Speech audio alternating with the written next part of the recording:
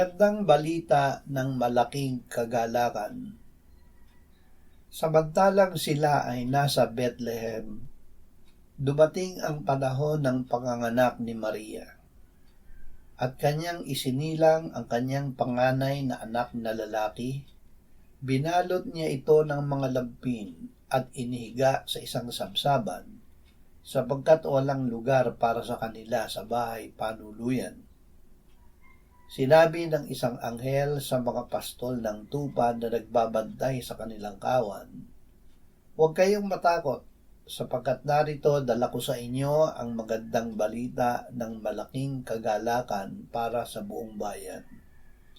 Sapagkat ipinanganak sa inyo ngayon sa lungsod ni David ang isang tagapagligtas."